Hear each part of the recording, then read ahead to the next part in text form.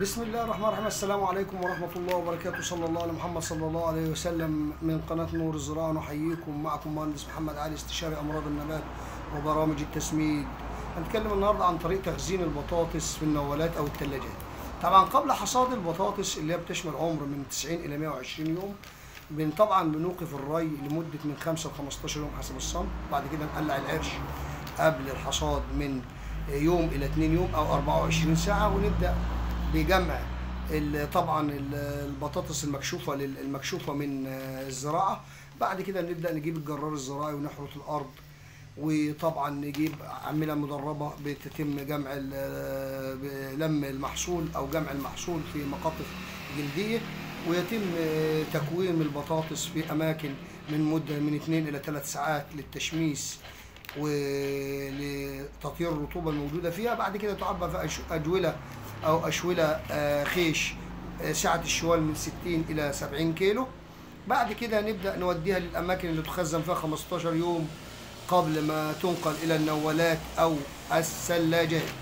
طبعا طريقه تخزين البطاطس طبعا بتوضع في اكوام هرميه ارتفاع متر، بتخزن بتغطى بقش الرز بارتفاع 50 سم.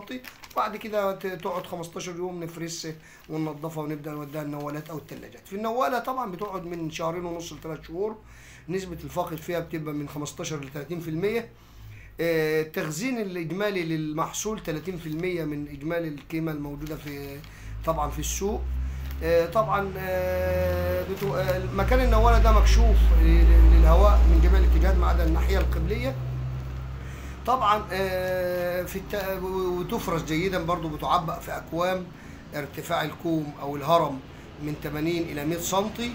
وبعد كده بنغطيه بقش الرز ارتفاع 50 سم، ونعمل مسافه بين الكوم والاخر او الهرم والاخر حتى يتم سهل فرز التقاوي. الثلاجات طبعا بتحفظ التقاوي في الثلاجات على درجه حراره من 3 ل 4 مئوي من مده 5 ل 6 شهور.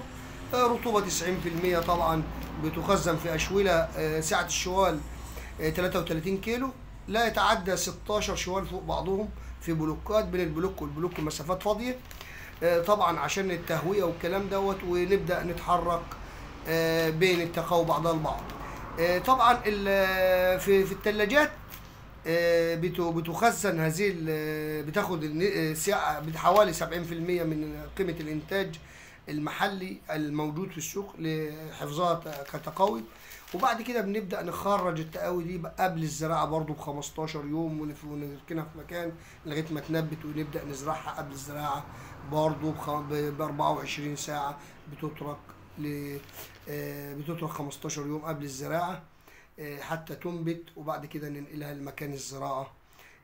طبعا دي كل الاماكن. طب احنا عندنا طبعا عندنا بطاطس بتقعد من 90 الى 120 يوم. طيب اهم هذه الاصناف اللي بتزرع في مصر الصنف في اصناف مبكره زي اليارا والموناليزا والروزيتا والاكسنت والتيمات، ماشي، والتيمات اصناف نصف مبكره او نصف متاخره بتقعد من 105 الى 110 يوم، اللي هي الاسبونتا والدراجه والروزيتا والنيجولا. اما الاصناف المتاخره بتقعد من 105 الى 120 يوم زي الدايمونتي والكارا والمونديال والبركه والفا. ودي كلها الاصناف اللي بتزرع في مصر، افضل الاصناف اللي بتزرع في مصر. والسلام عليكم ورحمه الله وبركاته.